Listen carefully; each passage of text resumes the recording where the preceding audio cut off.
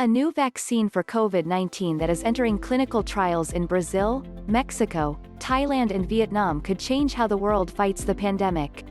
The vaccine, called NVD-HXP-S, is the first in clinical trials to use a new molecular design that is widely expected to create more potent antibodies than the current generation of vaccines.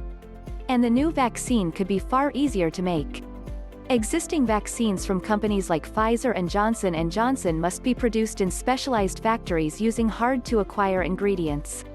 In contrast, the new vaccine can be mass-produced in chicken eggs, the same eggs that produce billions of influenza vaccines every year in factories around the world.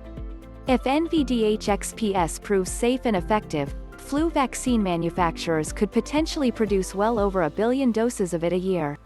Low- and middle-income countries currently struggling to obtain vaccines from wealthier countries may be able to make NVD-HXP-S for themselves or acquire it at low cost from neighbors.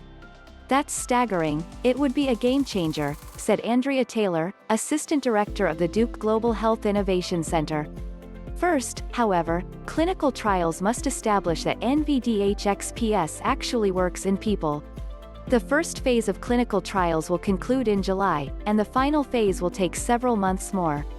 But experiments with vaccinated animals have raised hopes for the vaccine's prospects.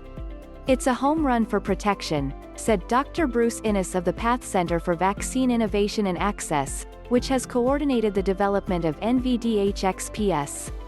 I think it's a world-class vaccine. Vaccines work by acquainting the immune system with a virus well enough to prompt a defense against it. Some vaccines contain entire viruses that have been killed. Others contain just a single protein from the virus.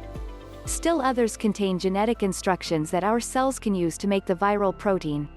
Once exposed to a virus, or part of it, the immune system can learn to make antibodies that attack it. Immune cells can also learn to recognize infected cells and destroy them. In the case of the coronavirus, the best target for the immune system is the protein that covers its surface like a crown. The protein, known as spike, latches onto cells and then allows the virus to fuse to them. But simply injecting coronavirus spike proteins into people is not the best way to vaccinate them. That's because spike proteins sometimes assume the wrong shape, and prompt the immune system to make the wrong antibodies. This insight emerged long before the COVID-19 pandemic.